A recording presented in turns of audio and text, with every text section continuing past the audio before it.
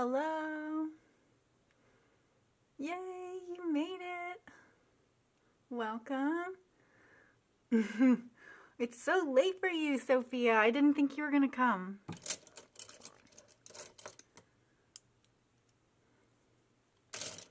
I'm just getting my brushes together, and I figured I'd show you guys some past bird-related art while we wait for some people to get here.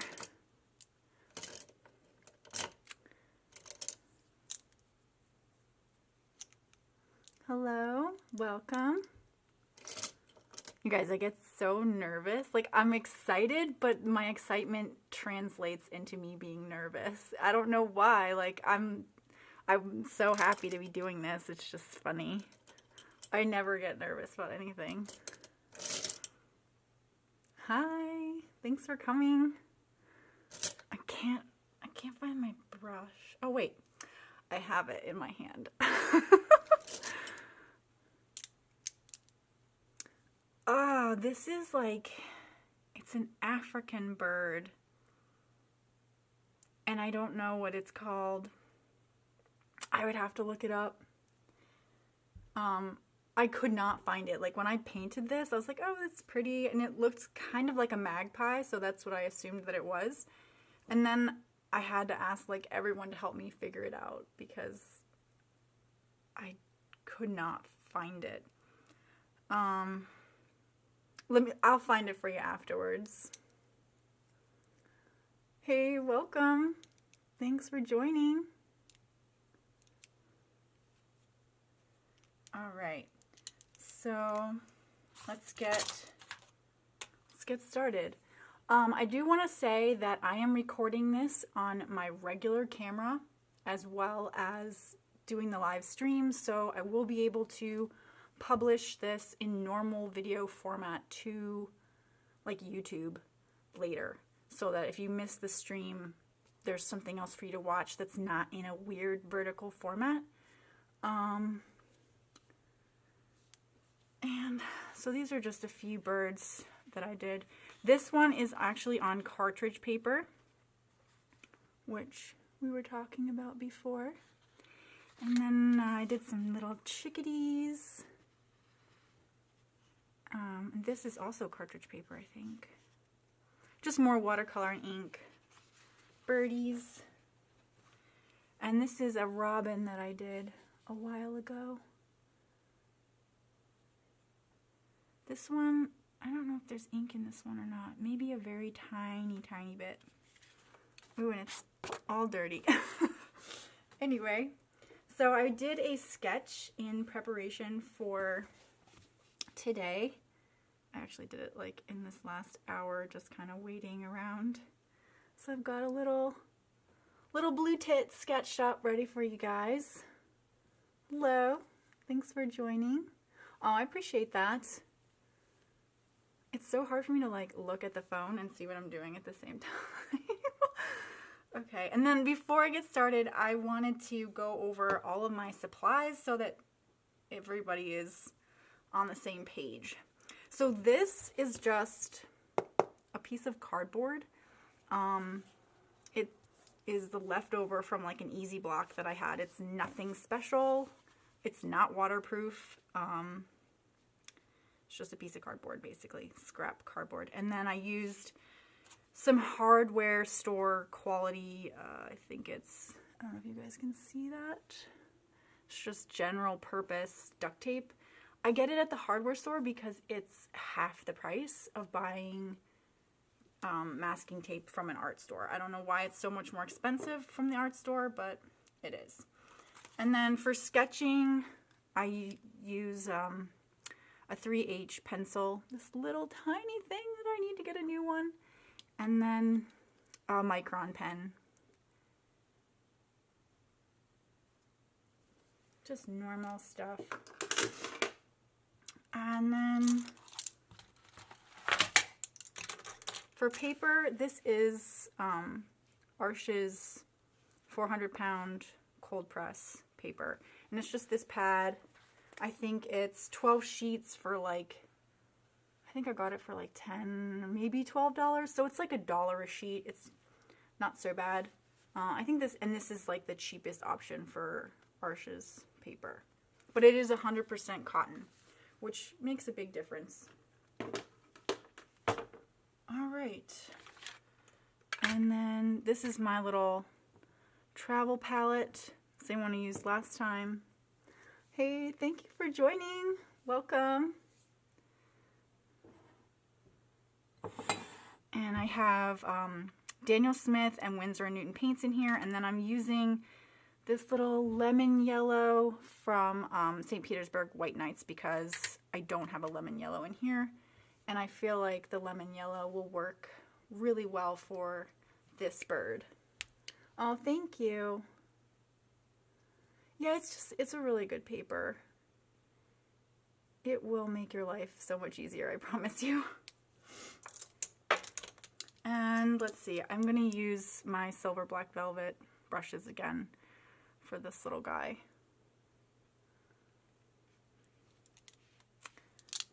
All right. I'm trying to decide whether or not I should use masking fluid for the white areas. Do you guys have any interest in seeing that, or should I just dive right into the painting process?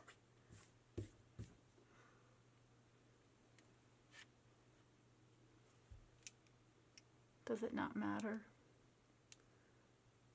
I hope that my positioning is a little better today so that you can kind of see what I'm doing.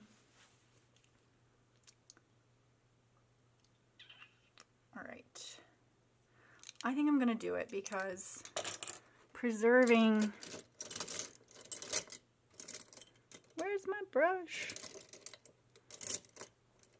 Preserving the whites is so hard if you don't use... He does kind of like look like he just peeked over his shoulder. All right, so I'm going to use some Winsor & Newton masking fluid. This is the colorless version, but they do make one that is tinted. And I have this little tiny crappy brush that I don't even know where I got it. And I just put some soap on it. Just some bar soap works really well. And that will protect the brush and keep the masking fluid from sticking. I just try to work it in there really well, and then just trying to wipe off the excess on like a towel. Hello and welcome. Oh, this is not opening. Okay. So just a quick tip, do not shake your masking fluid because it just makes a crazy mess of bubbles inside of the bottle, and then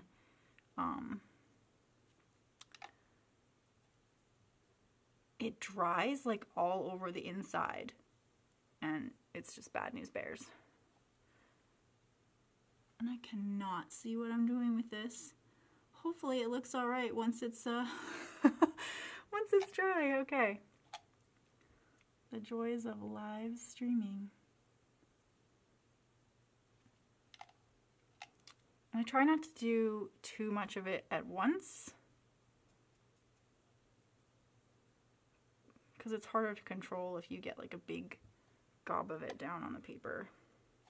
And I apologize that you guys probably can't see any of this because it's probably not picking up in the camera. This won't take very long. I just want to protect a few of these white areas here because I always forget about them. I'm so bad when it comes to reserving the white of the paper. Hello, welcome. Thanks for joining.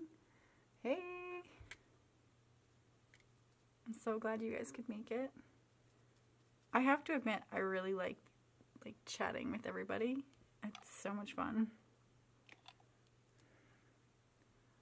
Let's see.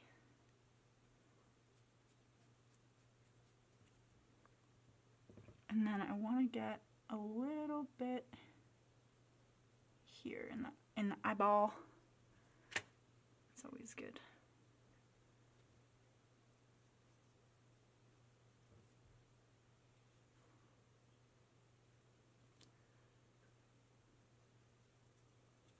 Okay.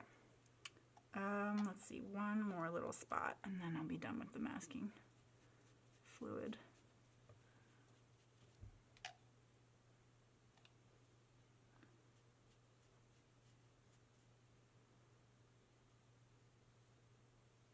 Okay.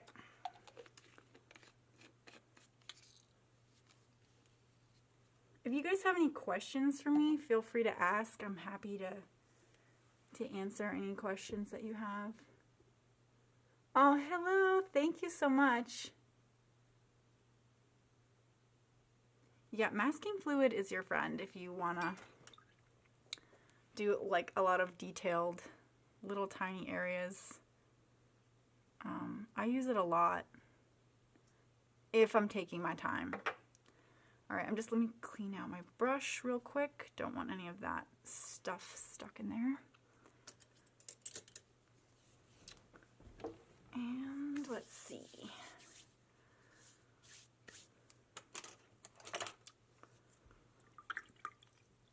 I kind of feel like doing a background for this one. So I'm going to wet the whole background. Just clean water. I'm going to try to go around the bird. And this is a size 10 round brush. And I've got like eraser dust on my paper. Drives me bananas. Oh no. I mean, I have never had this brand rip my paper. Never. Not once. Not even if I left it on there for weeks has this brand ripped my paper. But I will say that I think the cotton paper is more resilient to the masking fluid, and like cheaper papers may behave differently. Because it's meant to be used with this paper. I haven't had as much... Like, I haven't really tried it on other papers, so I don't know. But I know that people have had trouble with it ripping. But I have not experienced that.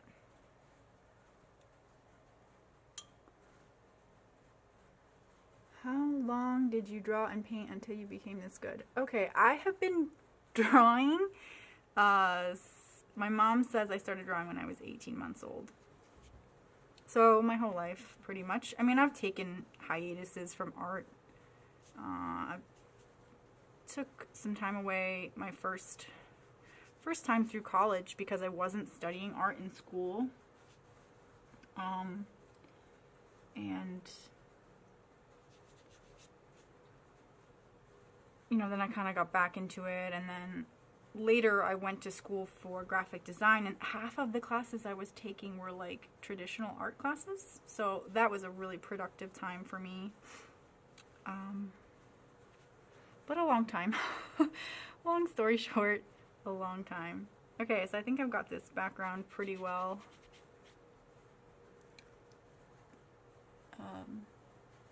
Damp evenly around.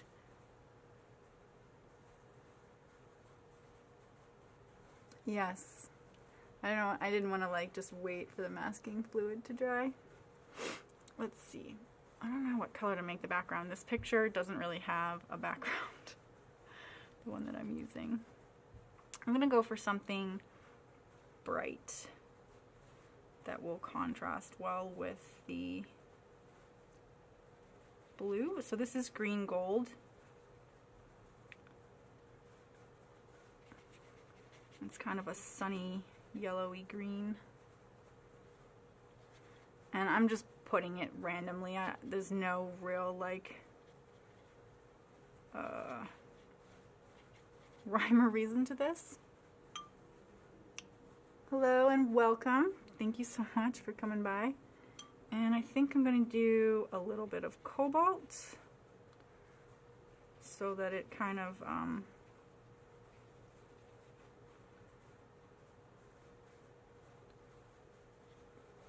there's some color harmony, that's the word I'm looking for, with the painting.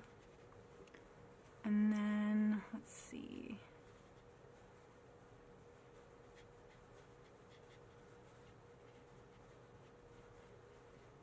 And this side of the bird is really light, so I probably want to go darker with the background there. And maybe something fun, like turquoise. Oh, that.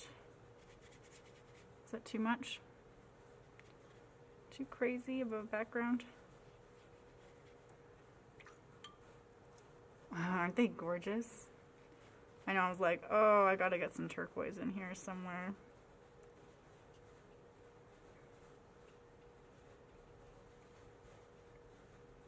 It's a little nerve-wracking trying to do this in live. Like, I'm like, oh, what if I go out of the lines? Okay. And let's put some more on this side.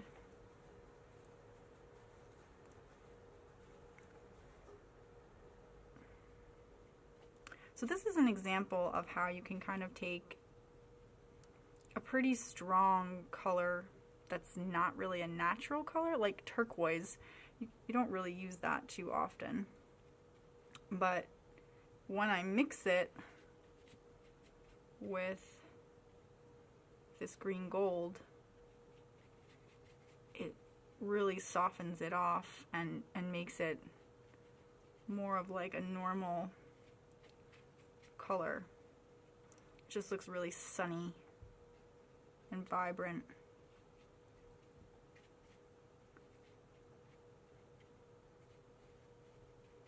I feel like I need a little more. Whoops, I'm grabbing way too much paint off my palette there.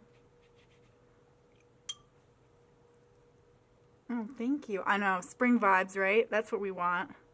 It's back to being cold here, and I'm just like, I'm over it. I'm ready for spring. I wanted snow, but we don't get snow. We just get like freezing cold temperatures and crappy rain. I'm over it.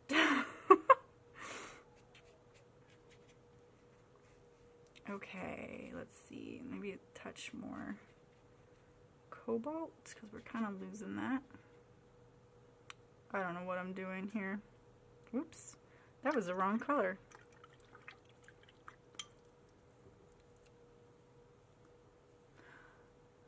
So these, can you see them? I don't know if you can see them. My paints are a mix of Daniel Smith and Winsor & Newton, professional grade paints. And right now I'm using Cobalt, green gold, and a little bit of turquoise. Maybe a lot of bit of turquoise? I don't know. Okay. I think that's pretty good. I don't want to go crazy with the background. I could do some salt, but it's probably too dry already for salt. I'm trying to see if the paper is still wet. I think I'm going to leave it. How are we doing? I don't want to move it too much on you guys. As far as I know, I think the last time I checked, which was about 15 minutes before the stream started, the blue tit was at 55 and the bullfinch was at 45%. And I had several people message me and say that it was such a hard choice to pick between them, but I'm gonna do both, you know, like if whichever one I do today, I'll do the other one next time or tomorrow or whenever. So it's not like I won't do it. So no worries. We'll do all the cute birdies. Still have the whole month of February to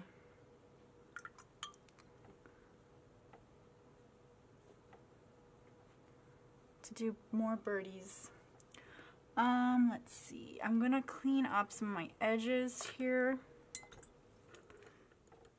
Got a little bit paint in the wrong place. Trying to make sure I don't sit my hand in it. Let me grab a tissue. I always forget that.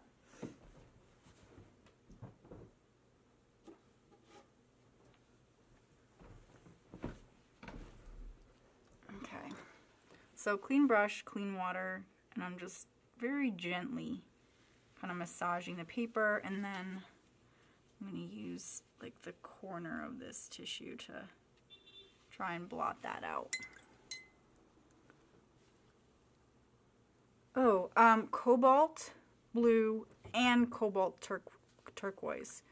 Cobalt Turquoise Light here. So I'm using Cobalt, Cobalt Turquoise Light, and Green Gold for the background.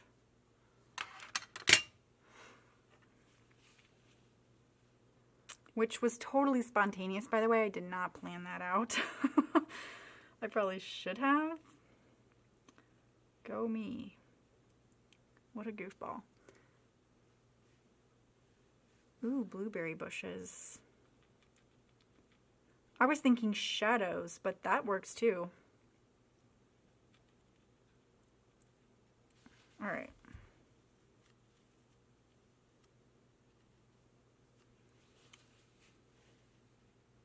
Oh, you're very welcome.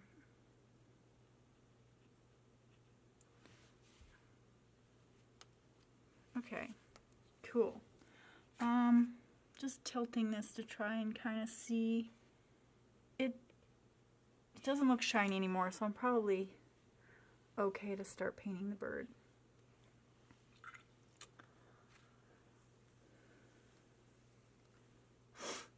Let's see where to begin. I think I'm just going to start with some yellow.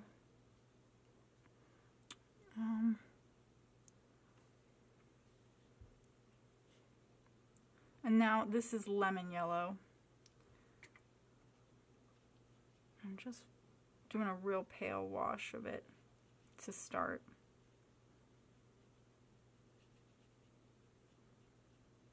And this is the White Nights lemon yellow.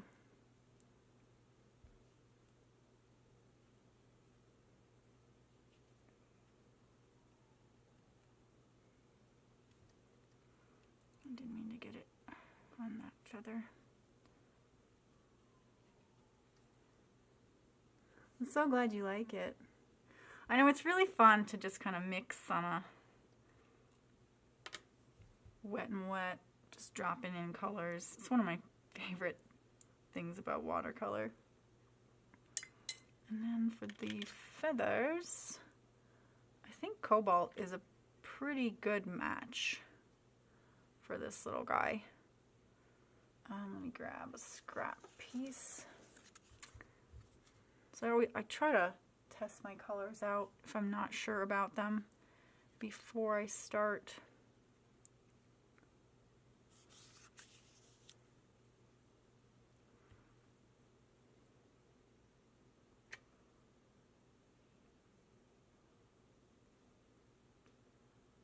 Keep looking at my reference here.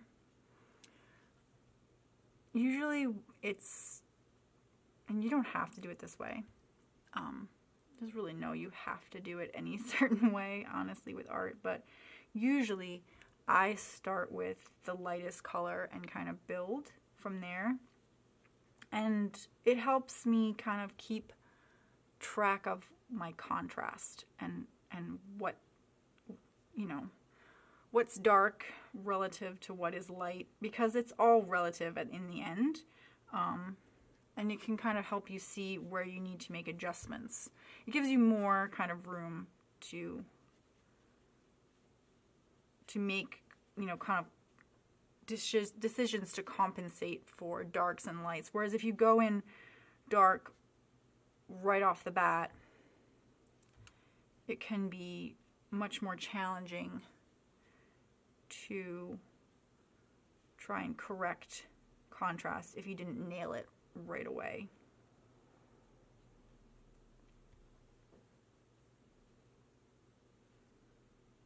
Ooh, I like the heart eyes. I'll take that.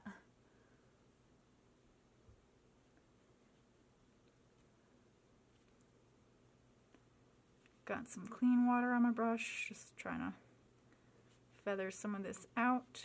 Ha ha, feathers. Oh man.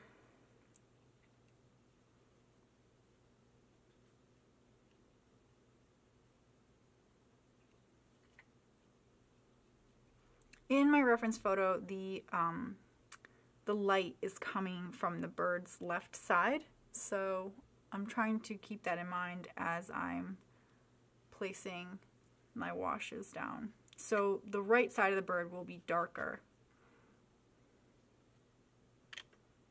Oops, too much. Too much blue.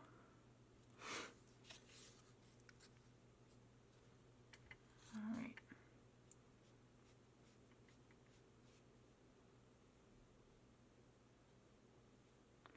And I did not like exactly, copy every single feather on this bird. Like, I just kind of guesstimated and made it look like feather shapes. Like this, like the number of feathers you could, if you were to count these lines, like that is not matching back exactly to the reference. It's just,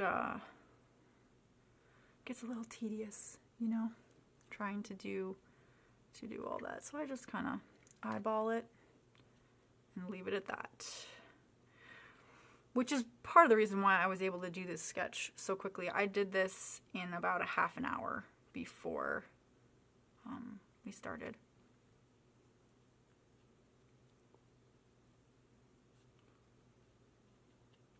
So put down some pigment, and then I clean my brush, dry it, and I'm coming back and I'm just fading that up towards the front.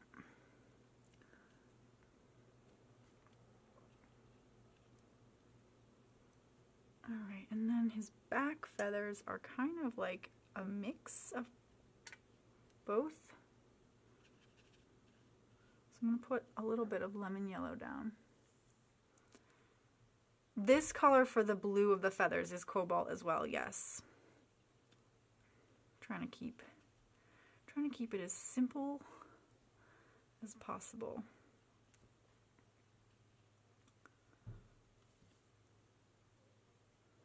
And this is going to make green, but I'm doing that on purpose because he looks green in the picture.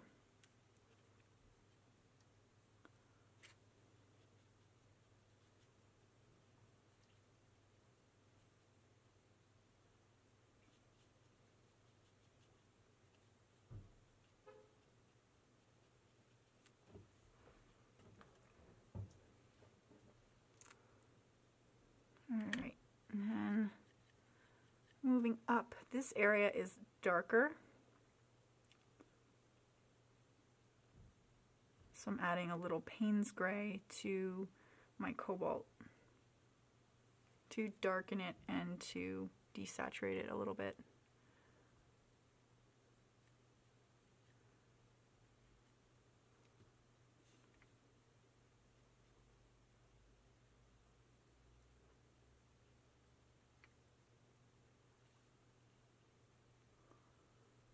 Checking my reference here.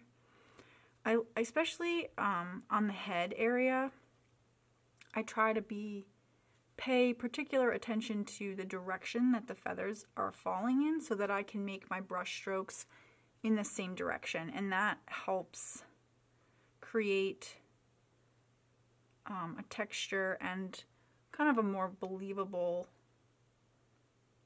organic kind of form.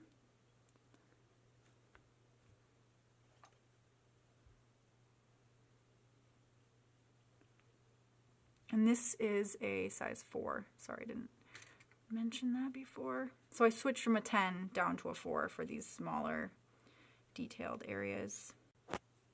There we go.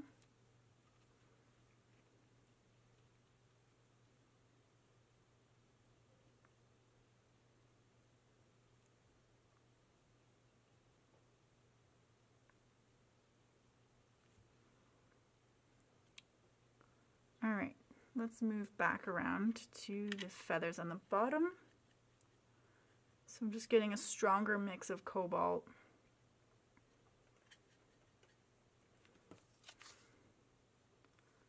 It's probably not quite enough. Darker.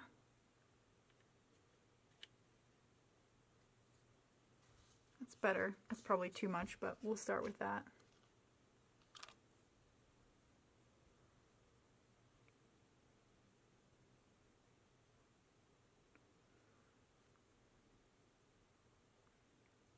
I'm going to come back down to the tail. Start adding in some more details, start adding in some shadows. And I'm going to grab a second brush. And it's going to be a clean, damp brush. And I'm going to use that to soften out my edges.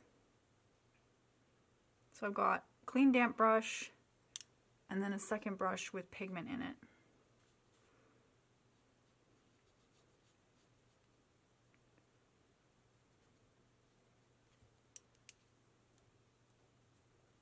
I don't know what that means when someone sends you a request to be in the live video. I don't know what that is. I'm not tech savvy enough. So before that really dries up on me, I can go back in, soften it out, and while it's wet, I can add more. Hello and welcome. Thanks for joining.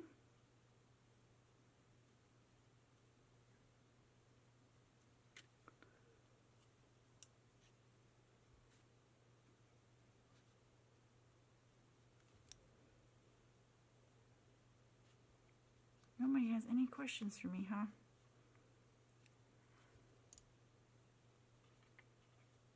Oh, okay.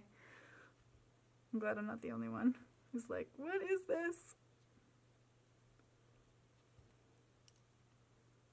So I'm just switching back and forth between brush with pigment and brush that's just clean water. And these brushes take quite a while to dry out, so it gives me a long time where I can work without having to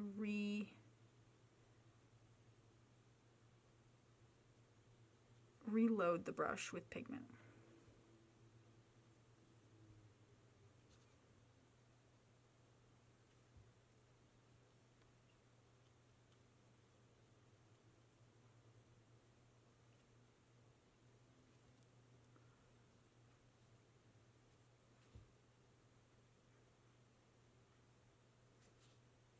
I kind of want it to be darker underneath there to separate those feathers out more.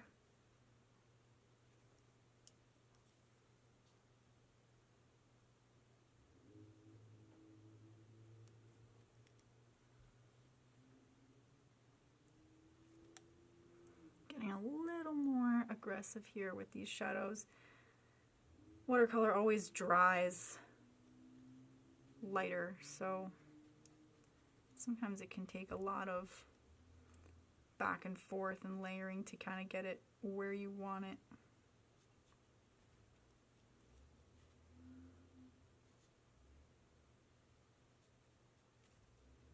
And I just kind of plop that color in the middle there, and I'm going to spread it out.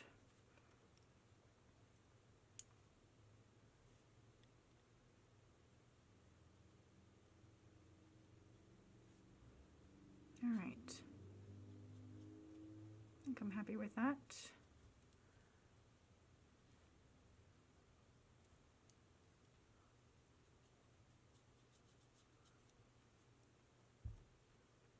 I think this would be darker under here too.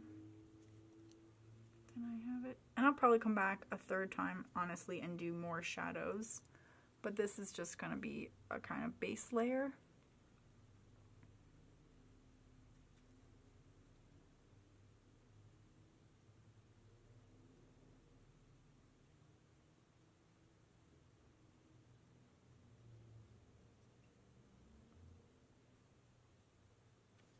And of course I had to pick the side of the bird with like all these feather details. Oh, whatever. It just takes longer.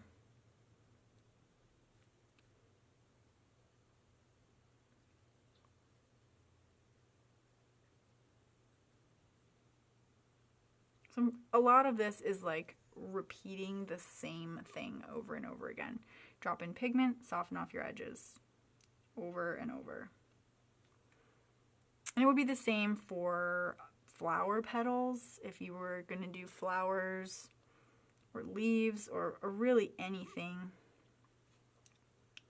Ooh, where's my... This is supposed to have a line there. Whoops. How wet do I get? So it's really not very wet at all. This brush is just damp. And this one probably has just a medium amount of pigment in it. And as you can see, it's dry enough for me to do some dry brush, which is pretty dry. So it's much easier to control it that way. If it's pretty dry like this. This brush probably has a little too much water in it, to be honest. And this one is starting to dry out, the one with the pigment, but I haven't re-dipped this since I started back doing my details. And I probably will right now. Reload it and start getting some darks in here.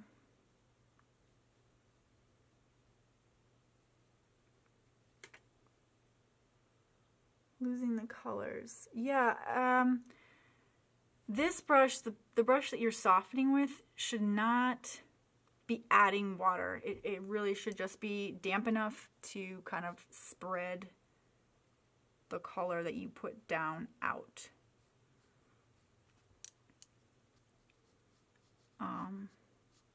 And there's a couple ways you can kind of control the water on your brush. One, you can just kind of, I don't even know how to describe it, just like shape the brush on the rim of your water glass or jar, and that will kind of get some excess moisture. And then I always kind of dab it on my towel a couple of times to control how much water is in the brush.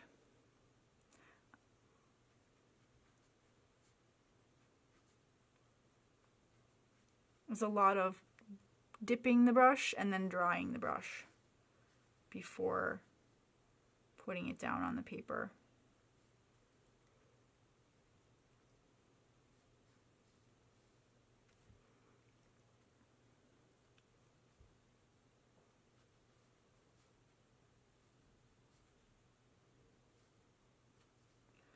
I don't know why I am painting so tight today. This is, I don't know, it must be these feathers. Because usually I'm looser than this.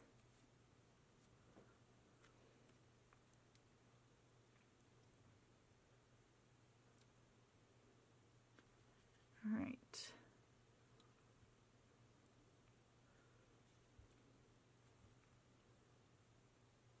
But when you work fairly dry like this, your painting will dry quickly, and then you can kind of just keep working, which is nice.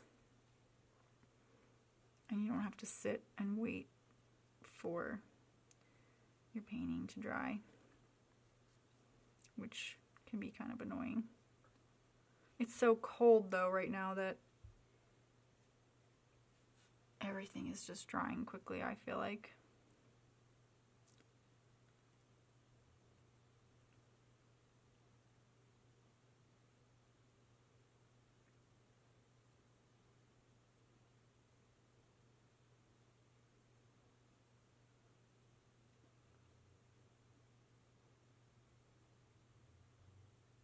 Whoops. Water control is probably the most important skill when it comes to watercolor painting. Like controlling how much water is on your brush, being aware of the moisture level of your paper, and then also the water to pigment ratio is pretty crucial. But once you get those things down, it gets a lot easier.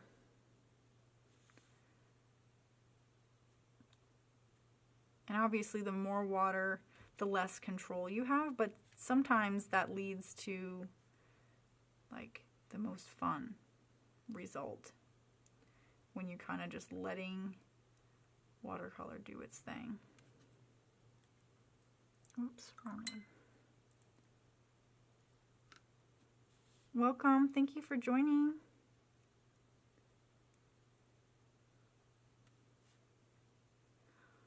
Oh, you guys, I'm so excited. I ordered 2 new Daniel Smith colors yesterday, and I cannot wait for them to arrive.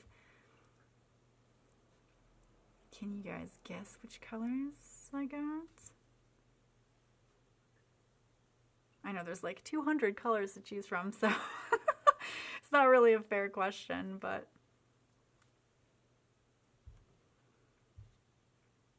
and Sophia, you're not allowed to answer because you already know.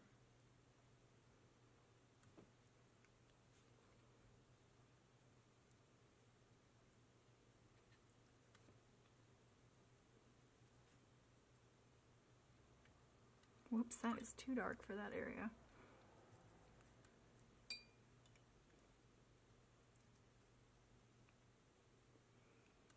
All right, let's see. I think it's pretty good for the blue. This area needs darkening.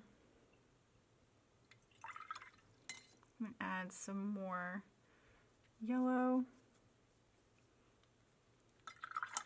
I got way too much on my brush. Whoa.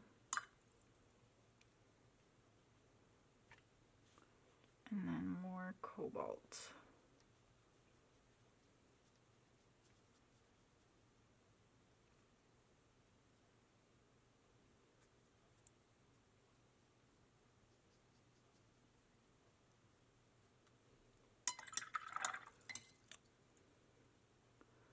All right, let's try to put some finishing touches on this and finish it up for you guys. I don't want this to go over an hour. It's already getting kind of long. I don't want to bore you. All right, so I've got, oh, that's kind of green. We don't want green. I want a gray.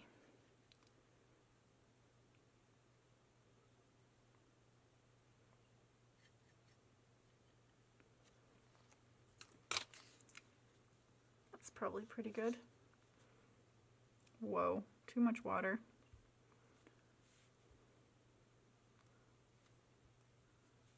So I'm just going to start adding some shadows.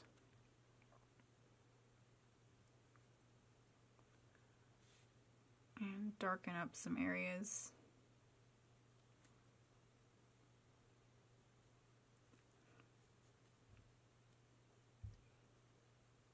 I'm going to have to mix up my own gray for this. I like Payne's gray for a lot of things, but I don't like it for shadows or like true grays because it's too blue. Let's see, I'm probably going to use some Sepia, and we could do Cobalt to try and keep our color harmonies. That's a little on the blue side, but very dark.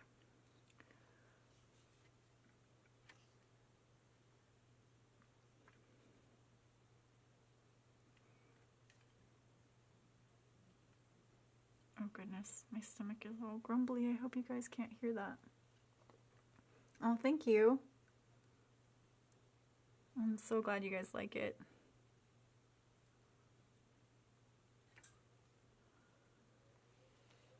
I have so much glare, I cannot see what I'm doing very well. These lights that I have are not the best.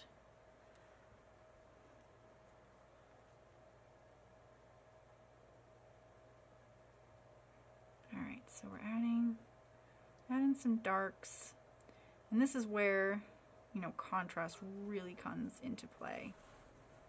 And the whites will start to really pop against our darks.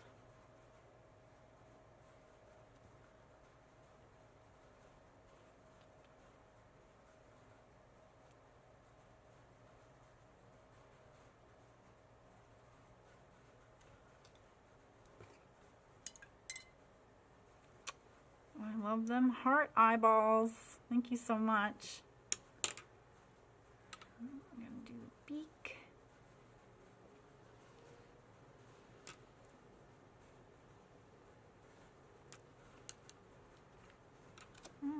Put a little bit more down.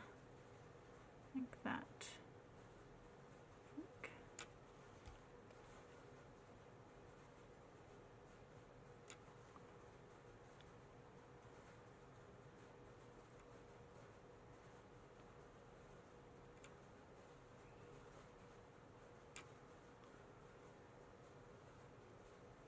And this is not exact, so I'm just kind of basing it off of the reference as best as I can, but it's not a perfect copy, which is okay. It doesn't need to be, you know? Not striving for perfection. What did I use for my darks? Oh, no, I don't have black. I use Sepia and Cobalt to make this dark that you're seeing here. And it's really not like even close to a black. It's gray. Oh, thank you. Fast. This is like, we've been here for 45 minutes already. This is not fast.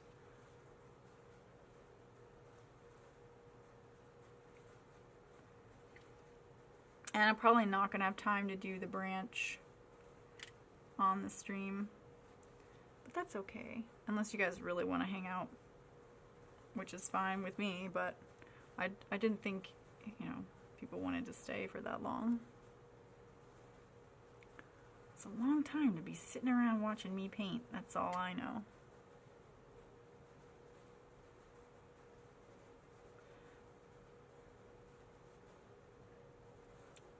No, I never use actual, like, black in my paintings. At least I have not up until this point. I find that the black that I have is almost like black ink, and it's so dominating that it's very difficult to use it without it kind of just taking over.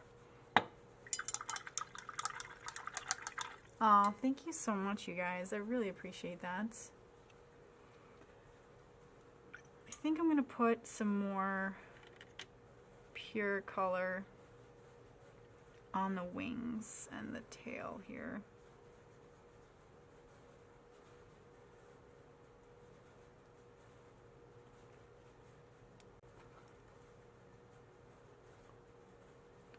Yes, I agree with the color harmony. That was what I was going for. I'm like, what colors are going to go really well with this? So I'm just like reusing Cobalt. I've reused it 3 times now. I used it in the background. I used it obviously for the bird's feathers. And then I used it again to make the gray. So that helps. That helps with the color harmony for sure.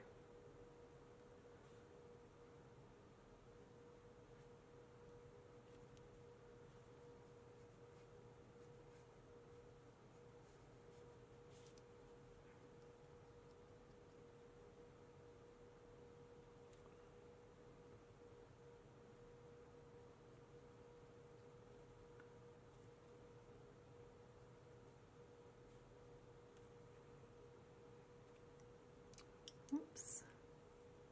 Well, thank you. I hope they're not too similar.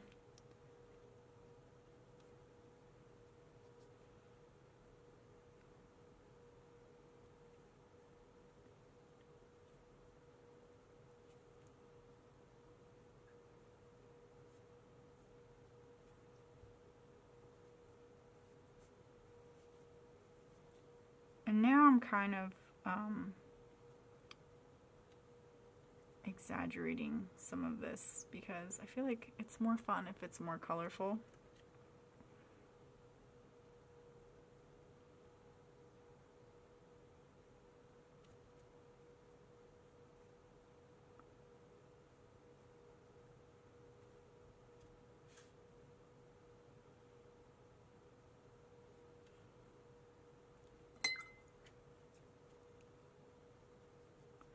And that's another thing about using the cotton paper is that I had left that edge and I forgot about it.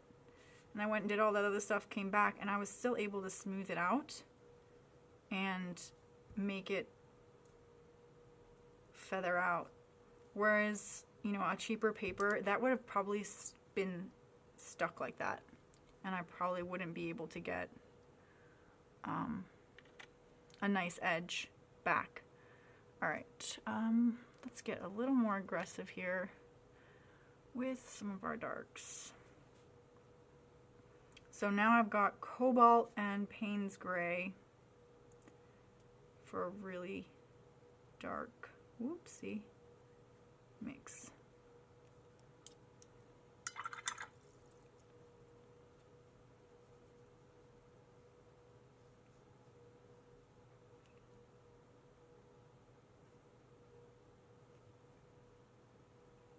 Well, thank you. Thank you so much. I'm just glad you guys enjoy this because, you know, this is what I'm sitting here doing by myself all day, every day anyway. I might as well share it. Might as well have some company while I'm doing it too. I'm gonna darken, whoops, that's probably way too much. Let's blot that up.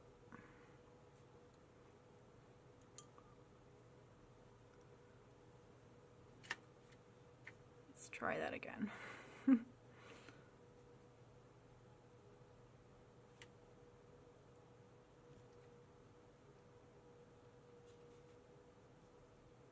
I'm going to do a line of this dark. Oh, thank you so much. I've always loved birds. Love, love, love birds. I don't know if it's because my grandmother liked them so much. She was always showing me and my little sister about the birds. Let's see.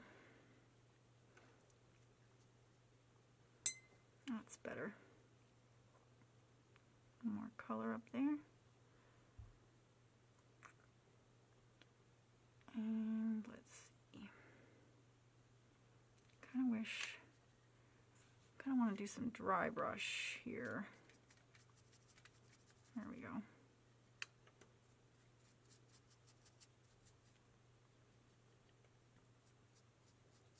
Whoops, that's not the right blue, but okay, we'll roll with it.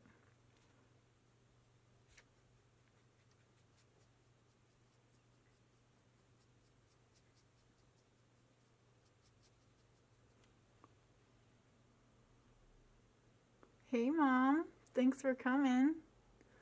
Wave, wave. Is that a penguin emoji? Alright, let's do some more shadows here and we'll be just about done. I think I'm going to do a tiny bit more. Wow, look at that. Just way too much paint. Way too much. Tiny bit more yellow under here.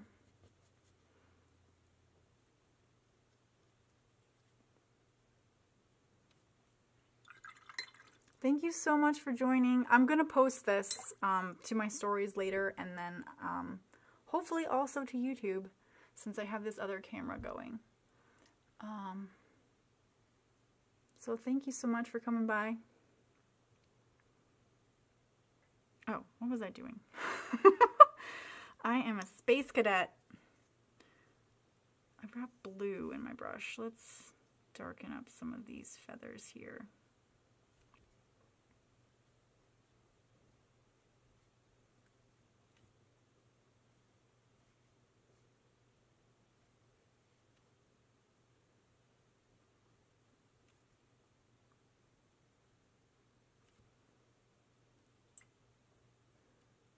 Oh, penguin is, I have not painted any penguins, you know. Oh, I did one a long time ago. I haven't done any since. That was a fun one that I did. Maybe I can find it.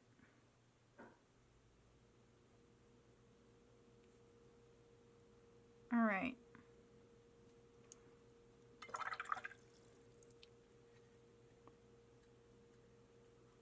Switching back to my gray. Add a few more details to the beak.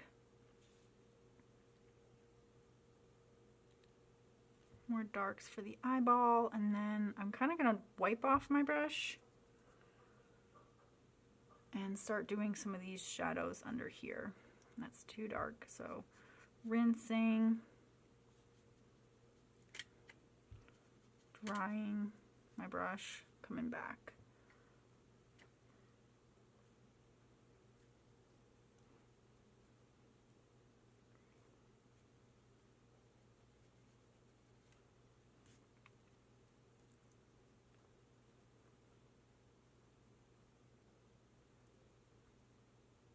Okay, thanks so much for stopping by.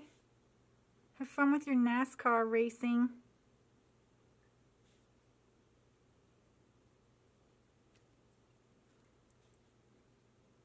Appreciate it. Thank you guys so much. Hey, Carol. All right.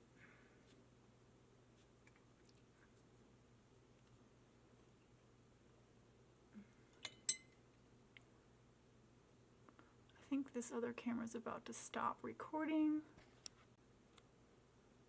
All right, starting that over.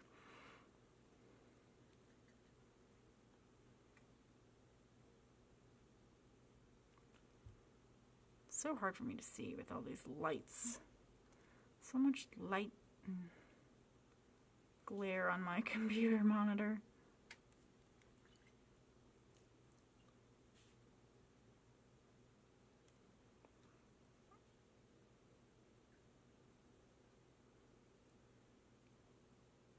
Just kind of moving some of that pigment around because it wouldn't all be super light like that.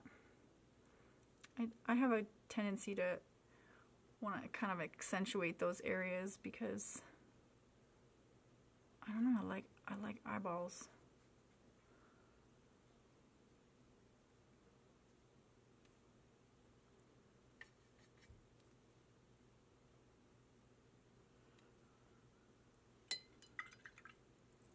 All right, well, that's been about an hour.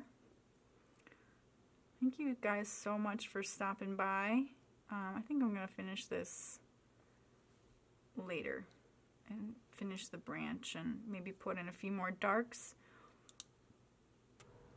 Okay, so before I forget, I'm going to swatch out the colors that I used for this painting so that you guys have them and can use them at your leisure. So I'm going to start with my lemon yellow. Whoa. Why does that look so blue?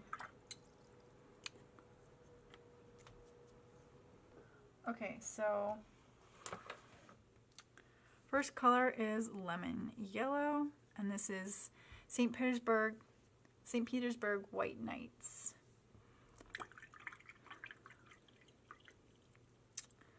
Then for the background, I used Green Gold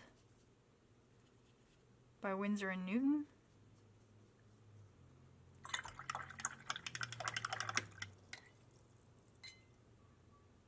I used Cobalt Turquoise Light, which is also Winsor and Newton.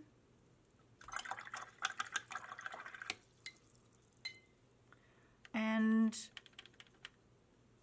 Cobalt Blue, and this is Daniel Smith Cobalt Blue.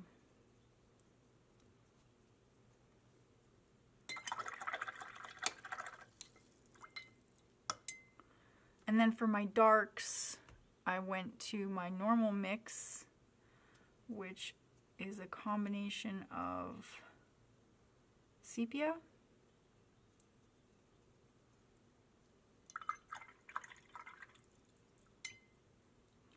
and Payne's Gray. The Sepia is Winsor and Newton, and the Payne's Gray is Daniel Smith. And that's it. Those are all the colors that I used in this painting. Alright, we're back. And I'm just going to finish up this piece with a few final touches and then the branch, and we're going to call it a day. So I just want to add a few more darks to this piece. I'm going to take off the masking fluid.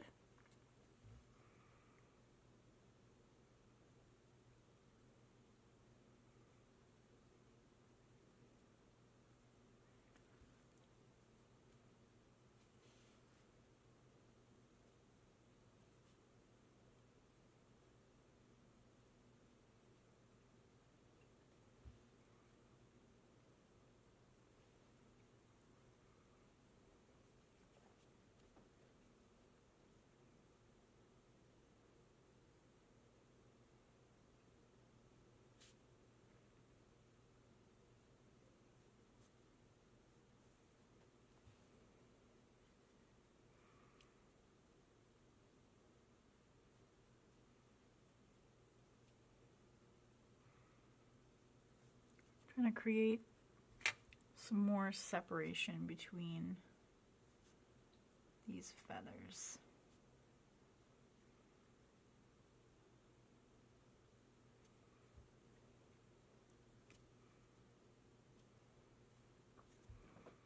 I'm not going to go crazy with it.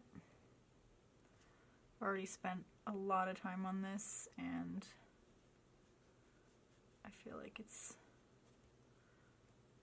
time to move on to something else. I don't like what's happening there. I'm just going to dab that up, start over.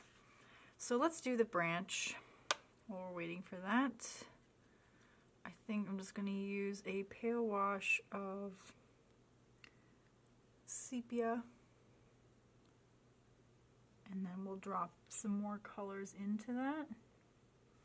Hopefully I can reactivate these little bits of green and kind of disguise them into my wash. I was considering adding another color, but I figured let's keep it simple. Don't want to add too many colors.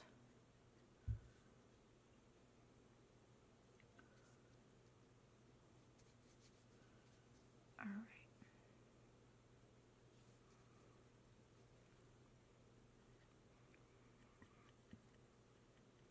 Mixing up a darker wash, and while this is still really nice and juicy, I'm gonna drop that in.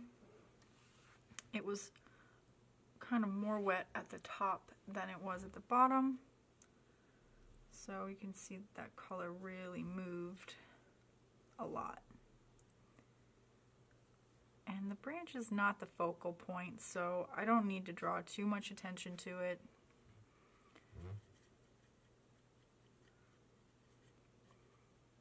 Just gonna mix some more darks on my palette, adding blue, a blue mix that I had made earlier into this.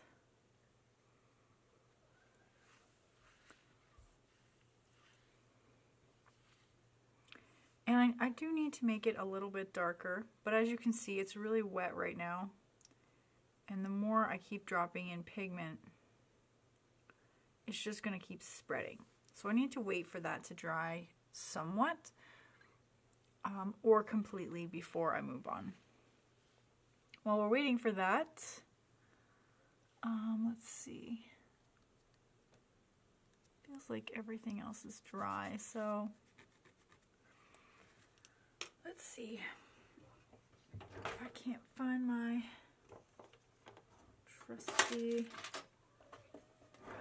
Oh, my neighbors are having a party. I hope you can't hear them. I'm going to use a rubber cement pickup.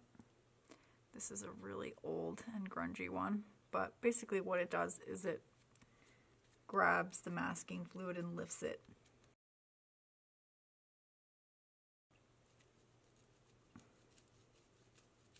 And I had put some on these feathers. down along the edge here.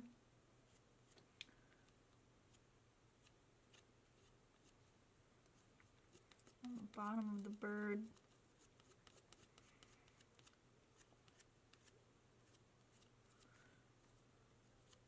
Anywhere that I really wanted to make sure it stayed white, basically, I used the masking fluid.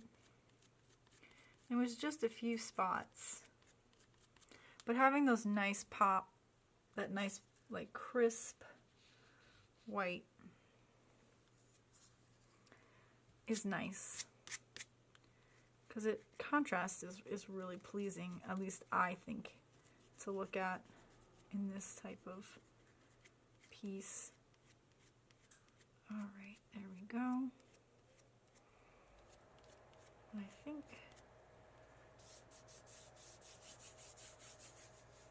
that's all of it. Okay, let's go back to our branch. Bringing in more sepia, and I'm gonna try this time to kind of make marks that make a little bit of sense anyway with these lines. Gonna create a little bit of texture.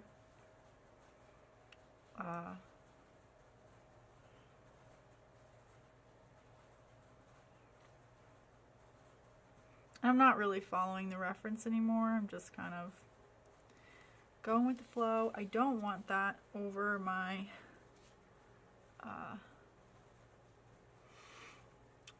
little birdie foot claw part there.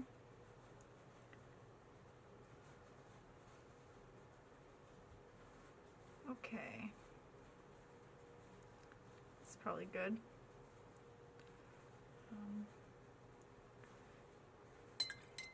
And I don't really like all of those details, so I'm coming back in with a damp brush and kind of lifting and softening some of these edges away.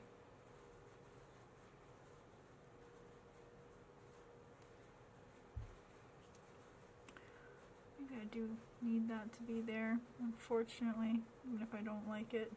That seems kind of dark.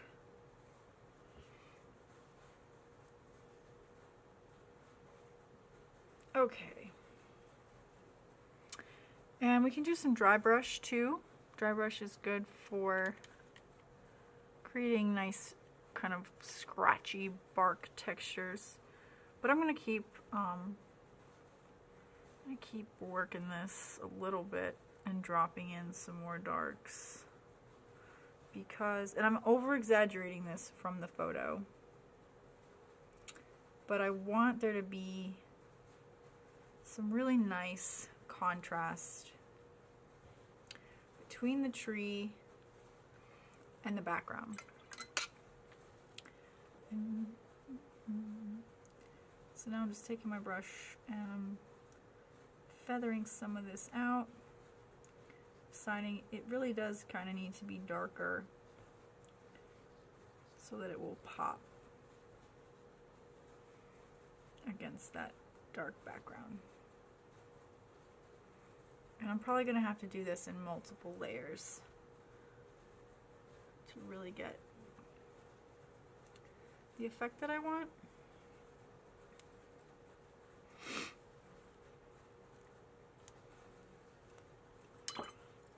Let's see, I think it wouldn't hurt to add a touch more shadow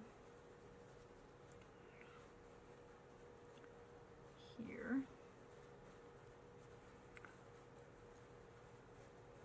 Trying to see where else I can add some shadows or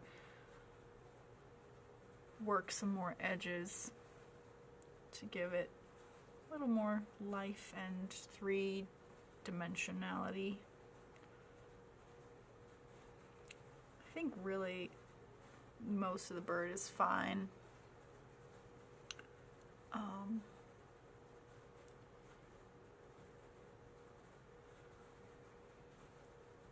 Alright, getting some more Payne's Gray, mixing it with what's already on my palette. Got a very, very strong mix now. It's very dark. And I'm just gonna drop this in here. It's still kind of wet. It will bleed into what I've already got down and help create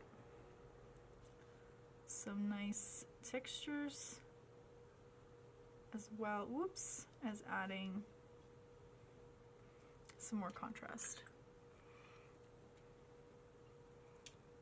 And I can always kind of, as long as it's wet, I can always kind of go in and play with it and push it around. And I'm gonna call that done. So there's our bird, our little blue tit from our live stream today. And he is as done as he's gonna get in my hands. Thank you so much for hanging out with me. Again, I apologize about the stream ending so suddenly. I forgot that there was a time limit at that it was only gonna give me an hour to stream before we just cut off. And my clock on my computer is slow by 5 minutes. I don't know what's up with that, but that's what I was looking at to kind of keep track of myself, and so those few minutes is what really made the difference. I hope you enjoy this video. I hope you like watching my real-time process. If you want to come join me on Instagram, you can find me at Amy Giglio Art. And if you want to learn more about my process and how I paint birds start to finish, I have an entire class on this subject on Skillshare. So you can find me on there, same handle, and I'll be sure to put all the links below. Thanks so much. Take care. Bye-bye.